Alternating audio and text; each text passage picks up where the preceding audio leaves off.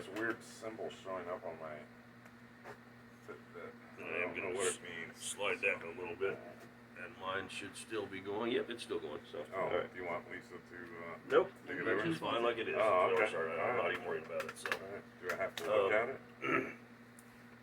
We'll just do the same kind of thing. If Okay. you look that way, if you want, you can look at me if you want. Okay. So obviously, like I say, hopefully we are going to learn to edit this stuff someday because all this is going to be horrible. But anyway, so first, my name is Michael Shaw, J. Michael Shaw II, Dr. J. Michael Shaw II. This is my good friend Chris Becraft, and we just did the Mackinac Island or Mackinac Bridge walk today. It is September 1st, 2025, and we are planning to hike the Pacific Crest Trail next spring as early as possible. So the 2026 Pacific Crest Trail hike. It's my friend Chris Becraft who was the mastermind behind this idea and has told me he wanted to do it for years. And it was actually going on 2 years ago when I said, after hearing him talk about it for years, that I did ask him if he would mind if I tried to tag along, and he was very receptive to the idea. He said he'd been looking for somebody that he thought might actually follow through and come along, and he knew I was the person dumb enough to do it. So anyway, that's a little intro for me. Do you want to say anything about yourself that I haven't covered yet? No, I think you just covered it. This hike has been, one thing I had convinced myself that I was going no matter what, but I didn't want to do this solo at all, because I'm not a Boy Scout. I'm the least mechanically inclined person you've ever met in your life, so I just wanted one person there, right, would be nice. But I had convinced myself I was going to go for this no matter what. Regardless. So, anyhow. Well, and so I know you started to talk about the idea, and that's my big question for you, because I like I say, I tagged onto your idea. I jumped onto your idea. So, and I know, like I say, you've had this for years. When did it first come to you? When did you decide you wanted to do it? How did that germinate? Yeah, man. Unfortunately, there's not a quick answer to this, so it's gonna bounce around a little bit. That's fine. I got a drink going. So okay, good. So I had read the book Into the Wild, John Krakauer, about Christopher McCandless, who died foolishly in a bus in Alaska. And so that didn't give me the idea about the Pacific Crest Trail. What I loved about him and what I admired about him was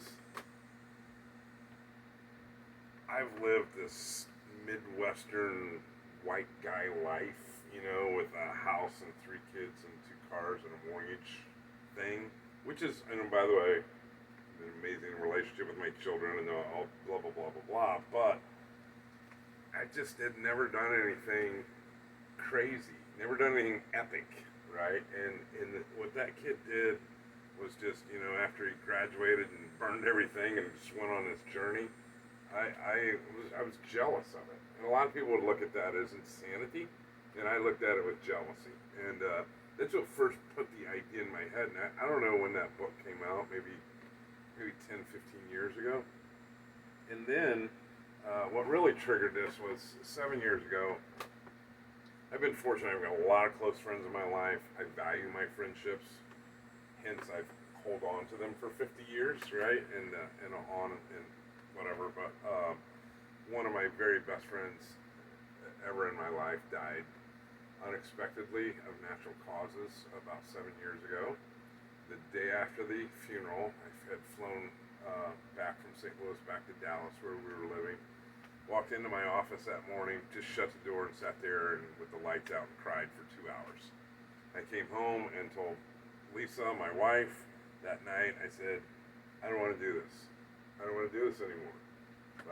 Like life is too short. I don't want to work and die. There's got to be something more. And then, like you mentioned it, along we had gone in this Alaskan cruise, and I was sitting in Seattle at a Starbucks, again, which is all just middle of the road, normal white guy shit, is what I'm talking about. Then I'm a big reader, and I was reading the book Wild.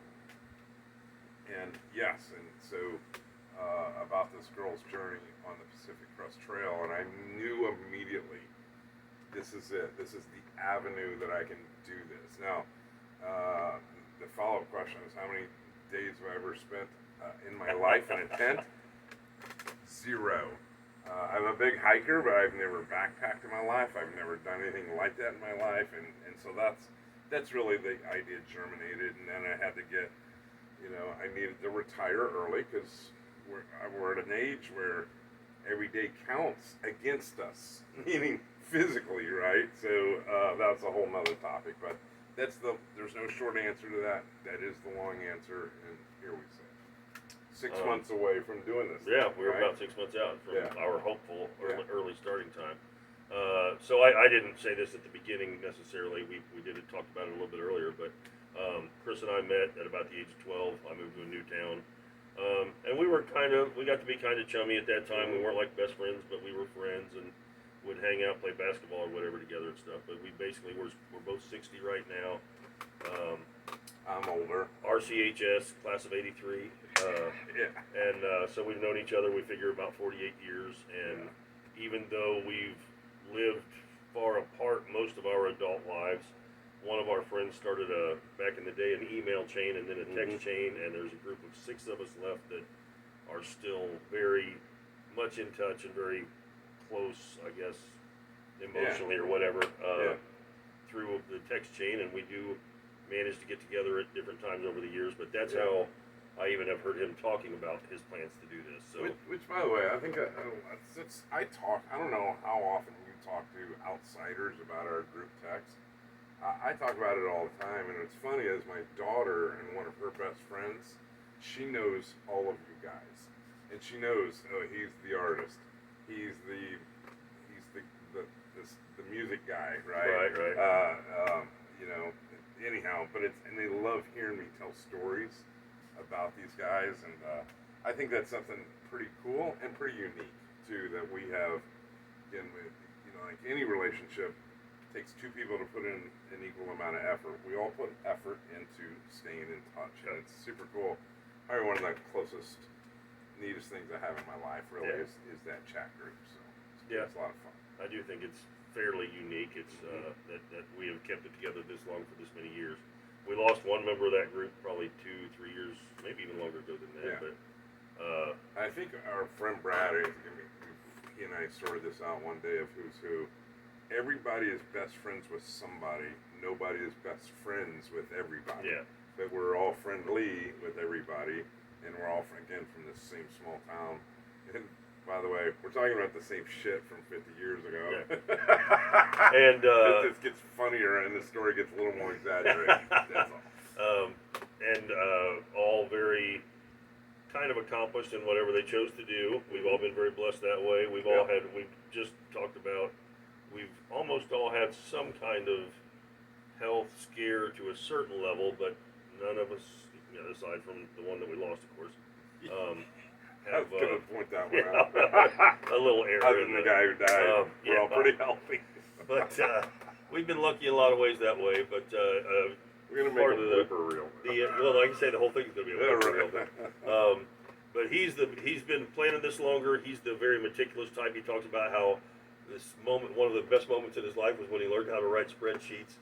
So he's got like records and research, and he knows how to make this trip happen. And I'm just the only other guy that didn't have a real job, so I can go with him, kind of. So I love the fact when people talk about this and I say, well, the 2 age groups who do this are 18 to 25 or 55 and older. The 2 age groups who don't give a fuck, basically, right? The 2 that everybody else is stuck in the middle, they're in the middle of the struggle, in that life, right? Of kids and mortgages and all these responsibilities and yada yada, right? And so there we are. So would have been. I didn't even know about this trail, right? And who knows? I'm just saying you can't go backwards. But had you known about this, at 17 or 18, right, would have been pretty awesome. But it's not the case. So we're going on the other end of it.